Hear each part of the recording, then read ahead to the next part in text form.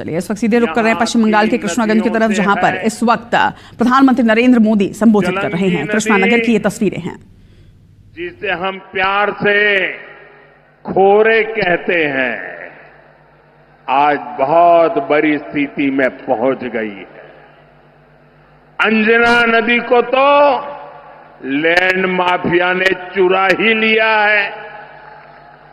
निर्मम सरकार में नदियां भी सुरक्षित नहीं है।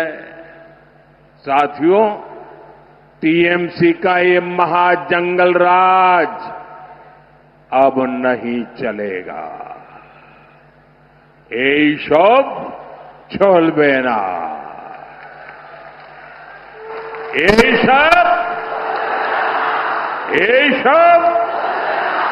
এইসব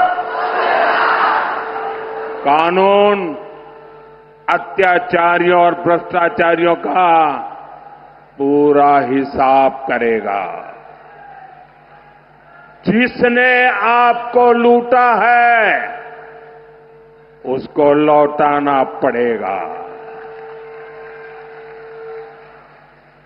साथियों, आप सभी जानते हैं, मोदी का मंत्र है सबका साथ, सबका विकास।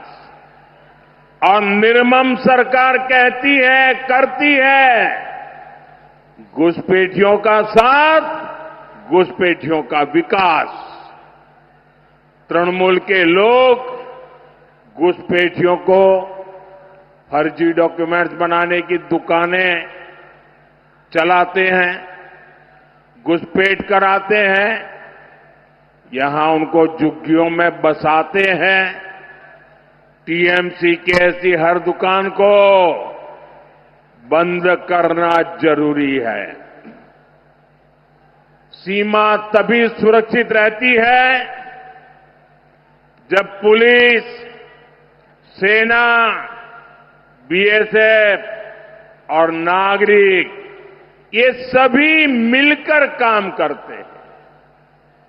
4 मई के बाद बंगाल में भी सुरक्षा की नई गारंटी शुरू होने वाली है। साथियों, मैं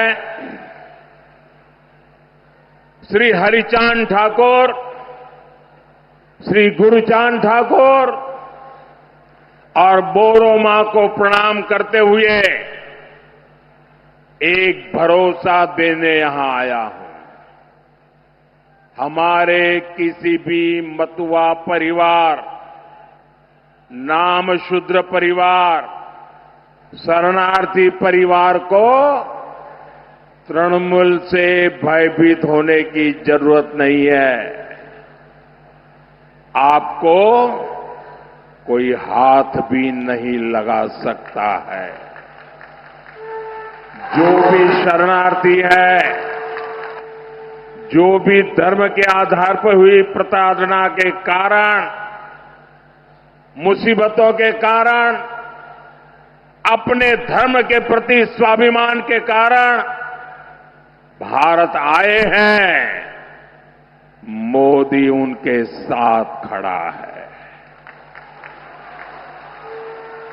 बंगाल में बीजेपी सरकार बनते ही सीएए के तहत नागरिकता देने का काम और तेज होगा। आपको हर वो कागज मिलेगा, हर उस योजना का लाभ मिलेगा जो किसी भी भारतीय को मिलता है। ये मोदी की गारंटी है।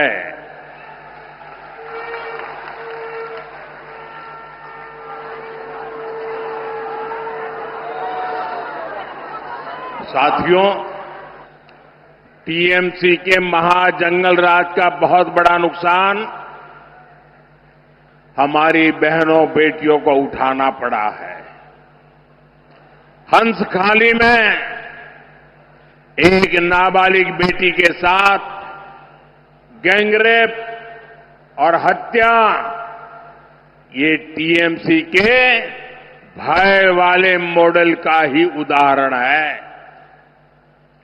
यहां बेटियों की तस्करी की घटनाएं भी लगातार बढ़ रही है।